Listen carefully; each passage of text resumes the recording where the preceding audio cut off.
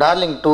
Darling 2. Darling 2. இங்கே யாரும் இல்லை, நீ மட்டும்தான் இருக்க, நம்பு.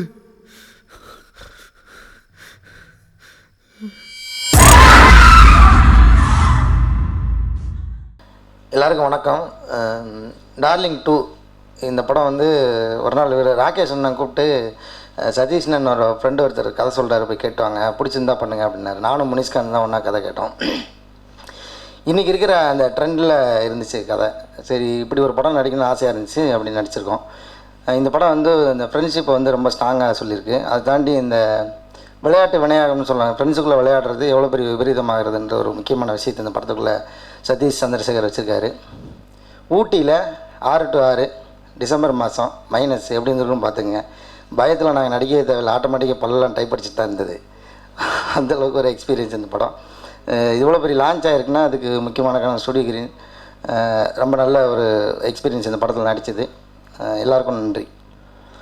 டார்லிங் 2 இது எப்படி ஆரம்பிச்சது அப்படின்னா, எனக்கு நல்லா ஞாபகம் இருக்குது. சதீஷ் ஷார்ட் ஃபிலிம் பண்ணுற டைம்லேருந்து எனக்கு நல்ல ஃப்ரெண்டு. எதுக்குன்னா அவரோட ஷார்ட் ஃபிலிம் பண்ண ஹீரோக்கு நான் தான் வாய்ஸ் கொடுத்தேன். ஸோ அப்போதுலேருந்து நல்ல ஃப்ரெண்டு. இந்த ஸ்கிரிப்ட் வந்து திடீர்னு நான் ஒரு பேய் கதை ஒன்று இருக்குது, இன்னும் ஷார்ட் ஃபிலிம் பண்ணார், இப்போ என்ன ஃபீச்சர் ஃபிலிம், சரி வாங்க அப்படின்னு சொல்லிட்டு ஒரு நாள் நல்லா ஞாபகம் இருக்குங்க. வீட்டு மொட்டை மாடியில் தான் வந்து அவர் கதை சொல்லிட்டுருக்காரு. நானும் வந்து கேட்டிருக்கேன். திடீர்னு அந்த கேரக்டர் வந்து மேலேருந்து கீழே விழுறான் அப்படின்னாங்க. அந்த கேரக்டர் என்ன சொன்னீங்களே, ஆமாம் நீங்கள் தான் விழுறீங்க அப்படி. ஓ சரி ஓகே, மேலே சொல்லுங்கன்னா அவர் சொல்ல எனக்கு அந்த பேய் பயத்தை விட அவர் சொல்ல அந்த விஷயங்கள், அந்த கீழே விழுறான், படிக்கட்டுலேருந்து கீழே விழுறான், இங்கே இந்த மலையிலேருந்து அந்த மலை அப்படின்னு அந்த விஷயங்கள் தான் எனக்கு ரொம்ப பயம் ஆயிடுச்சு. எப்படி பண்ண போகிறோம் இதை அப்படி இப்படின்னு. அதுக்கப்புறம் நான் காளி அண்ணன்லாம் பார்த்தீங்கன்னா, இப்போ காளி அண்ணன் நல்லா இழைச்சிட்டாரு. இந்த உடம்பு வச்சுக்கிட்டு பாருங்களேன், ரோப் ஷாட்லாம் வச்சு இன்னும் அங்கே தூக்கி போடுறது, அதே மாதிரி இந்த வழுக்கு பாறைலாம் வழுக்கிட்டு இருக்கும், அங்கே வந்து டான்ஸ் ஆட சொல்லுவாங்க. ஸோ அந்த மாதிரி பயங்கர எக்ஸ்பீரியன்ஸ்லாம் இருந்துச்சு இந்த படத்தில். எனிவே நல்ல எக்ஸ்பீரியன்ஸ், நிறைய விஷயங்கள் கற்றுக்கிட்டேன் அந்த படத்தில்.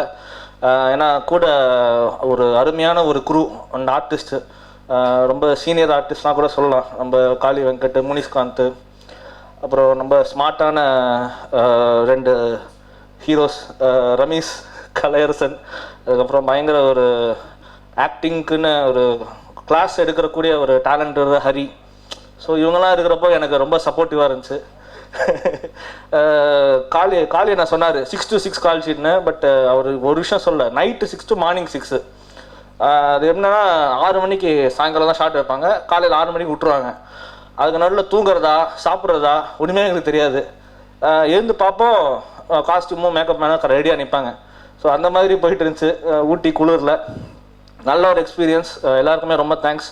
Special thanks to Gnanavel sir. எங்கள் படத்தை வந்து வேறு லெவலுக்கு எடுத்துன்னு போயிட்டு ரீச் பண்ண வச்சுருக்கீங்க. ரொம்ப தேங்க்ஸ், கடமைப்பட்டிருக்கோம். இந்த படம் வந்து கண்டிப்பாக ஒரு நல்ல படமாக ஆடியன்ஸ்க்கு இருக்கும். மீடியா நண்பர்களுக்கு உங்கள் சப்போர்ட் எங்களுக்கு கண்டிப்பாக வேணும். நன்றி. வணக்கம் எல்லாருக்கும். மெட்ராஸில் ஜானியாக பார்த்துருப்பீங்க. இந்த படத்தில் வந்து பாலாஜின்னு ஒரு கேரக்டர் பண்ணியிருக்கேன். என்னால் முடிஞ்ச அளவுக்கு ஒரு சின்ன ஷார்ட் டைமில் சின்னதாக ஒரு ஒர்க் பண்ணியிருக்கேன். நீங்கள் எல்லாருமே சப்போர்ட் பண்ணி நினைக்கிறேன். மீடியாவுக்கு ரொம்ப தேங்க்ஸ் பண்ணோம். எனக்கு மெட்ராஸ் ஜானியாக வந்து ரொம்ப ப்ரொமோட் பண்ணீங்க. இந்த இடத்துல உங்களுக்கு ரொம்ப நன்றி சொல்லி நான் தெரிவிச்சுக்கிறேன். டார்லிங் 2 வந்து ஒரு புது எக்ஸ்பீரியன்ஸாக இருந்துச்சு. சூப்பரான ஒரு குரூ கூட நடிச்சது. படம் சூப்பராக வந்திருக்கு. மெயின் தேங்க்ஸ் டு வந்து ஞானவேல் ராஜா சாருக்கு. ஏன்னா அவர் எங்களுக்கு ஒரு பெரிய ஹெல்ப் பண்ணியிருக்காரு நினைக்கிறேன் இது மூலிமா. Thank you so much. எல்லாருக்கும் வணக்கம். நான் லீடாக ப்ளே பண்ணுற ஃபர்ஸ்ட் மூவி இது. அண்ட் இது என்னோட மனசுக்கு ரொம்ப நெருக்கமான படம். இதை ஃபுல்லாக நாங்கள் ஊட்டியில் ஷூட் பண்ணோம். ஜாலியாக இருக்கும். இவங்கக்கிட்டேருந்து நான் ரொம்ப டெடிக்கேட்டடாக எப்படி இருக்கணும்னு கற்றுக்கிட்டேன். எல்லாம் ஜாலியாக இருப்பாங்க, ஆனால் ஷார்ட் வரும்போது லைக் 1 டேக்கில் ஃபினிஷ் பண்ணிட்டு போயிடுவாங்க. அது ஒரு மேஜிக் மாதிரி. ஸோ இவங்கக்கிட்டேருந்து நிறையா நான் கற்றுருக்கேன். ஸோ இந்த படத்தில் ஒரு ஆழமான ஒரு நட்பு இருக்குது, அண்ட் அழகான காதல், அண்ட் பயங்கரமாக நிறையா பயப்படுற மாதிரி விஷயம்லாம் இருக்கும். எனக்கு என்ன இந்த கேரக்டருக்கு நான் செட் ஆவேன் அப்படின்னு நினச்ச என் டிரெக்டருக்கு ரொம்ப நன்றி. அண்ட் விஜய் கார்த்திக் சார் என்னை அழகாக காமிச்சதுக்காக ரொம்ப நன்றி. அண்ட் கலை ரமீஸ் ரொம்ப என்னை ஹெல்ப் பண்ணாங்க. எனக்கு ஏதாச்சும் லைக் தெரியல, தப்பு பண்ணால் கூட எனக்கு சொல்லி தருவாங்க.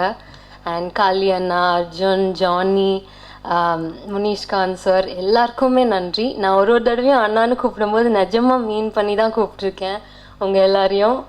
ஸோ ரொம்ப நன்றி.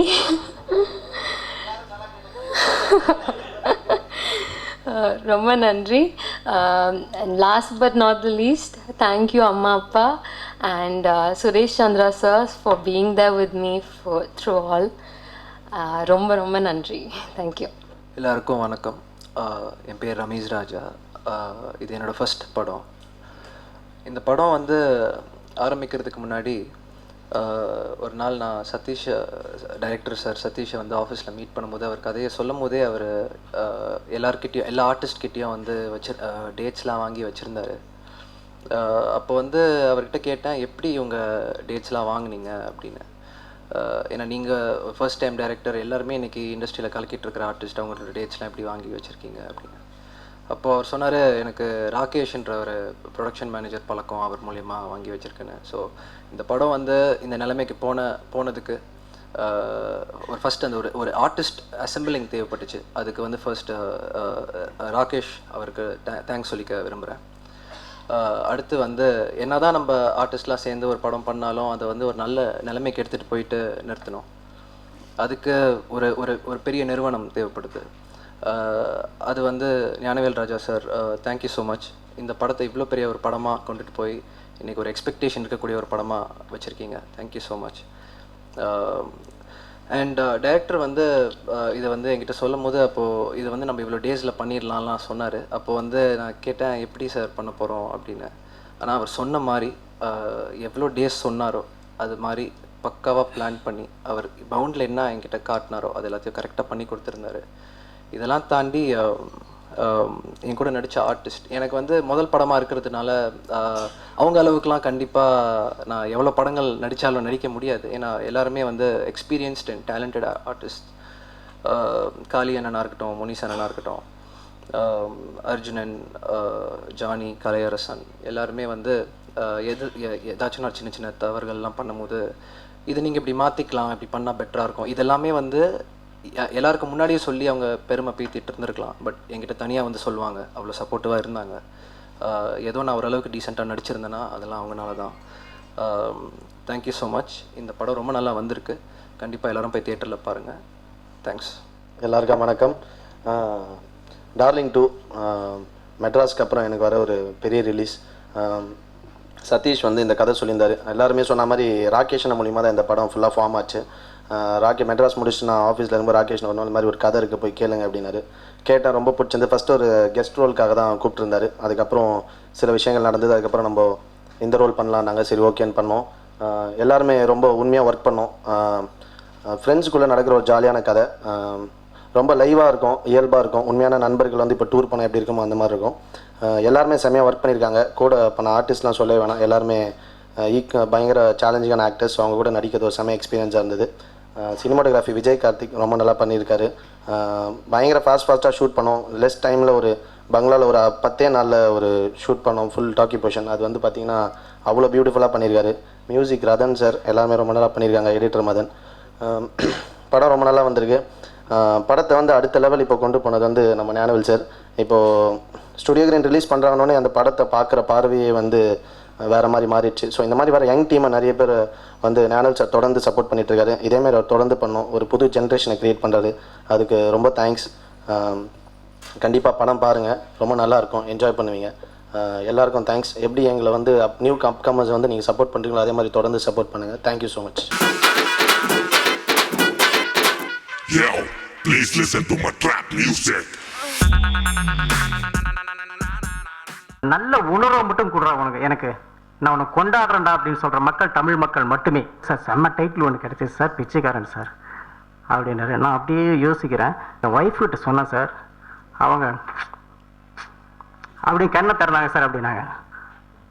நான் வந்து என்னன்னா இந்த செக்கை என்ன பண்ணுறது, அப்படி நிஜமாக வாழ்ந்த அந்த மனிதனுக்கு என்னுடைய நன்றி.